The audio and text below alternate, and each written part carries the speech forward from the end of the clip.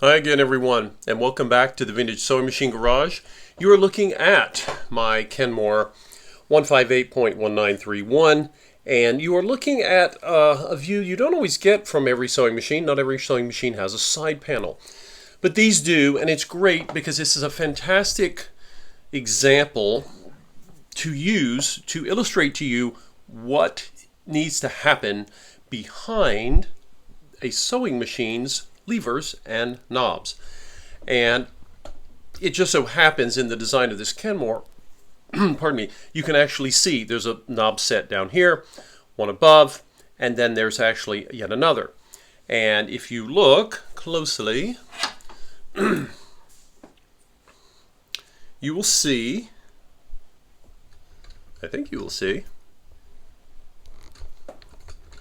get the camera angled properly for you. Right up here, there's this all metal. I'm going to move the camera angle a little bit here for you. Okay. You can see the lever. Look what's behind it. Here's the front shell of the machine chassis. And now, right here, we have metal parts. Now this is moving, but that's just luck. Many times parts of a machine will be stiff. They'll move slowly or they won't move at all. And as I have repeated many times to all of you, please do not move these knobs. If they don't move smoothly and easily, just leave it well be. Don't take the chance. You might get lucky and move them and not break them, but if you do, oh boy, that creates a world of problems that you don't want. Now, this one, you can see it moving, right? You see the metal pieces. I'm getting ready to perform I'm getting into getting the machine woken up and lubricated. Last video I showed you the putting on the new belt, and went ahead and lubricated a bushing in the pulley. Again, that's usually you won't hear anything. Occasionally you hear a squeak. I couldn't tell any squeaking, but I had it open and I thought, why not? But this is the thing I wanted to show you. So if you are looking at the front of your machine, you think, oh, well, it's moving, everything's fine. No, you must assume when you get a used machine, unless it was from someone you know well, and they've been sewing on it forever and decided they wanted to get a new one or something. But the majority of the time, vintage sewing machines are a rescue effort. And so, for example, and I can just start at the top here. Up here, you say, well, it's moving. You still need to lubricate it. You say, how do I know where? Because the manual might not even show this to you if this is more for service. That's why I'm showing you. So I'm going to put a drop here, right over here, right? Just start with a drop. And this metal piece here, and it needs to slide. You'll notice that this has a piece here that you can see how it turns. Actually, you can see better if I'll give you a little close-up. Okay, so you can see how these things are moving. And this machine is going to be very happy to have gotten some oil. Now this, of course, is connected to other pieces in the machine, and we'll look at those. Actually, we'll look at one of them right now. When I turn this, look, watch this. Notice this right here is moving. If I can get the light on it for you. There we go. So, I know this moves. Let's put a drop of oil there. Right? And now we have more movement here. Whoops, wrong knob. Okay? So, maybe I want to lubricate. Maybe this looks like brass or bronze right here. I think my light is playing games with me here. Right there. Turn this one.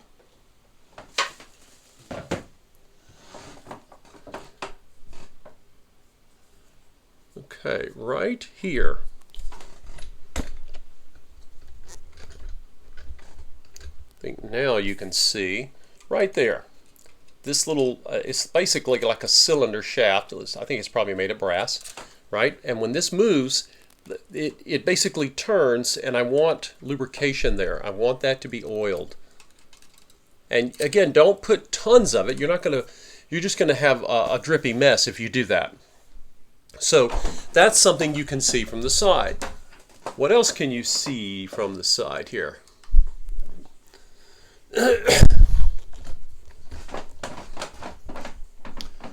While we are here, looking at the angle,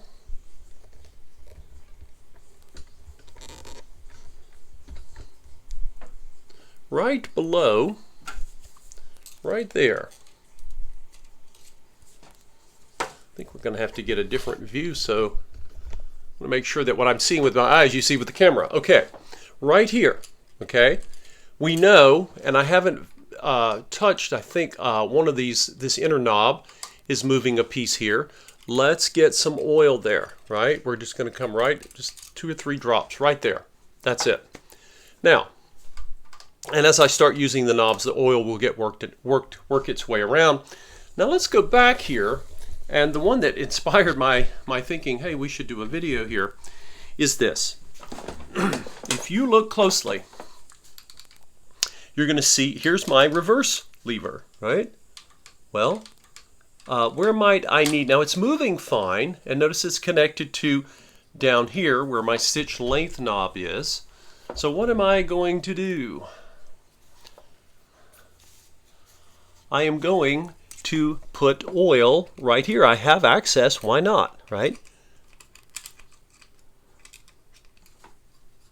Now, again, be careful. You don't want to be selfish or stingy with the oil, but if you go too crazy, you're just going to end up with an oily mess. But now, look, I'm turning the knob, okay? And yeah, this one wanted to turn. The last Kenmore I didn't even turn. It was very stiff. But again, doing the same thing, right? Giving this machine something it hasn't had in a long time, and that is the ability for metal to move against metal. When the metal moves freely, the plastic that attaches on the outside is very happy. You're not going to break it as long as you do this. You really need to. Now, here is the reverse lever. It all moves together, so do I need a drop of oil here? Not that I'm aware of, but I would like one here. Right up where this little cylinder meets it meets the facing of the machine body on the front. Okay, so from this angle, right, from this point, we've gotten those things oiled. And that's a nice luxury to have. You can still do it. I've demonstrated on other machines that when you don't have a side panel, you come up from the top and you have to kind of lean back and look toward the front of the machine to see them. So I'm going to continue with the oiling as I get the machine ready, but I wanted all of you to see this because I often talk about, hey, the metal parts behind the knobs. Well, here you can see them, and for every vintage machine I've ever worked on has something like this. It changes depending on the design, but when you have an all-metal machine and you have moving parts, you need lubrication. And again, this is not something you're going to have to oil. It's not the same as when you're oiling a machine for sewing. You know, at the beginning of a project, you think, oh, I'm going to be oiling this machine. Don't worry, you don't have to oil this part every time you have a project. No. In fact, this oiling that I've done should last a number of years, okay, depending on how the machine is used. If it's stored properly, it could last many years. But it needs to be done because this thing has sat for decades. Same thing with the oil I put on the bushing or the bearing of the pulley. Don't think that's part of your normal oiling process. My God, if I thought I had to oil that many parts of a machine every time I used it, I might not even want one. Sounds heretical to say, but I wouldn't want to do that much. However, if we go all the way up here, then I'll turn the machine back around for you to see all this glorious steel that I'm always oohing and awing over. Now you can see it's nice to have that side panel over here because we could really see some parts that are not as easily seen. You can see from above. Right here this is the piece I just oiled. I think you can see it. Maybe not. Yeah. So down in here, right here, is the top of what I oiled on that reverse lever. So basically what I'm doing is I'm doing the same thing I always do to machines, only I had a nice little side access, and that sure was convenient. So I will continue on. I've shown all of you the processes I use here before. And again, you know, people will sometimes say, well, how do I know how much is enough? You know, and this machine is fairly stiff. Now, I've already cleaned out in another video. I showed you while I got all of the thread jams out. And what that tells me is that what I have now is basically a machine that is, like the other one, very dry. It just hasn't been used in a long time. And it needs to be oiled. So I'll be going through, again, when you're watching me do this, you know, you say, well, how do I know? How many points are there? You basically look at the machine, and because I've restored enough of these, I remember where many of them are. And again, you just start very gently moving. And if it won't move, or if it just moves a little bit, get you guys to see what I'm doing with my hand over here. If it just moves, maybe it just wiggles a little bit, that's okay. Be patient. Don't get in a hurry and don't get frustrated, because this machine sat a long time. It needs some time to wake up. So what else? I've got little places here that I know that there should be lubrication. We're going to need movement. And again, just like I did with the other machine, right? You look for the pieces that you know move, right? Here's the cam follower. We know it has motion, so, and it's moving, but it has gone a long time without oil, lubrication. Now, notice if you can get some movement, this is moving very easily for me on this knob, so I'm not worried that I'm hurting anything, but I really want to have you see what's going on here if I have enough hands. So take a look at this mechanism right here, and when I turn this knob, look at that.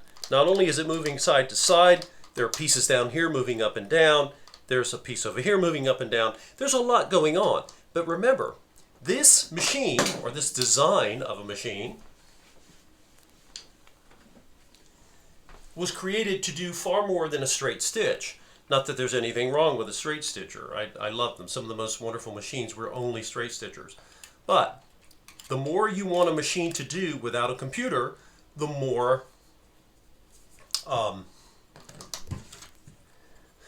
mechanisms you're going to have that need to be able to move. And I've shown this in the other videos on the. I did a Kenmore 1941, which is, you know, basically the cousin of this machine, almost exactly the same, except for the fact that it takes decorative cams. But again, you see, again, this one is actually proving to be easier, less of a hassle to deal with. Now you can see this piece moving and see what happens in the machine. So, you know, this lever here moves, and we talked about that, but it engages other parts. So, again, you kind of follow around, take a flashlight and look to see what moves as the machine begins to move slowly in this case. But this is basically the patience that I talk about. Once this is done, the only thing you really need to do with a sewing machine is to keep your feed ducts cleaned and just oil the points that are shown in your manual for normal sewing. Okay, this what I'm showing you here is essentially you know, going into a machine that's been asleep for a long time, and it truly needs this type of overhaul in order to be ready to go. And once it's all ready, it should be able to provide a long life of service to someone. And I suspect, even though it's a half century old, it will still outlast any new plastic machine bought today, which says a lot about these machines and how they were made. It also says a lot about the less than heirloom quality of machines that you can buy in stores right now, brand new today. Thanks for watching, everybody. Stay tuned. I'll be doing more work to get this machine ready to go, and I appreciate you watching.